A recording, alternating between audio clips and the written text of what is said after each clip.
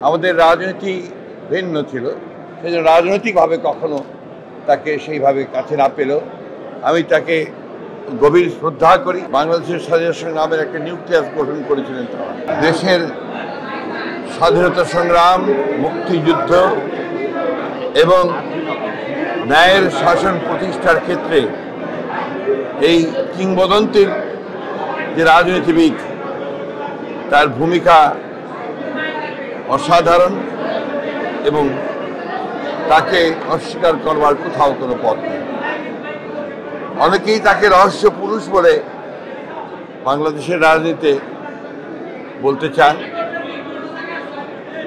60-এর দশকে যখন বাংলাদেশের স্বাধীনতা সংগ্রাম সংগঠিত হচ্ছিল, সেই সময়ে একটি সুনির্দিষ্ট লক্ষ্য স্থির করে বাংলাদেশের স্বাধীনতা সংগ্রামের একটা নিউক্লিয়াস গঠন করেছিলেন তারা, সিরাজুল আলম খান সাহেব। সবসময় এই রাজনীতির পেছনে থেকে রাজনীতিকে তিনি নিয়ন্ত্রণ করেছেন। অসাধারণ একজন সংগঠক ছিলেন। আমাদের চেয়ে তিনি বয়সে অনেক বড় হলেও আমরা যখন বিশ্ববিদ্যালয়ের ছাত্র, তখন তাকে দেখেছি তিনি ছাত্রলীগকে সংগঠিত করছেন। ও পরবর্তীকালে তাকে মুক্তিযুদ্ধের সময় আমার সঙ্গে তার দেখা হয়েছিল। তখন আমাদের তেঁতুলিয়া, যা তখন মুক্ত এলাকা ছিল, মুক্ত অঞ্চল ছিল, সেইখানে তার সঙ্গে আমার দেখা হয়েছে।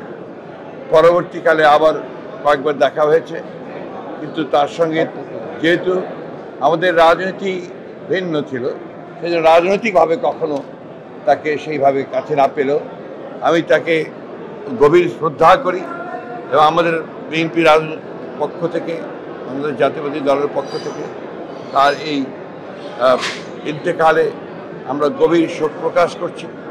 তার রুহের মাগফিরাত কামনা করছি। দেশ এবং জাতি একজন মহান রাজনীতিককে, একজন ত্যাগী রাজনীতিককে এবং ত্যাগী একজন সংগঠককে হারালো। তার এই শূন্যস্থান পূরণ হওয়ার সম্ভাবনা কম এবং আমি আবারও বলছি যে বাংলাদেশে তার মতো একজন কিংবদন্তি রাজনীতিককে যথাযোগ্য মর্যাদা হয়তো তিনি সেই কারণেই পান নাই যে তিনি স্বাধীনতার পরেই বাংলাদেশে সমাজতন্ত্র প্রতিষ্ঠার জন্য দুর্নীতির বিরুদ্ধে, দুঃশাসনের বিরুদ্ধে রুখে দাঁড়িয়েছিলেন। আমরা সিরাজুল আলম খান সাহেবের প্রতি আবারও গভীর শ্রদ্ধা নিবেদন করছি। সংবাদ, ফিচার ও অনুষ্ঠানের জন্য ভিজিট করুন সংবাদ প্রকাশের ওয়েবসাইট এবং যুক্ত থাকুন ফেসবুক পেজ ও ইউটিউব চ্যানেলের সঙ্গে।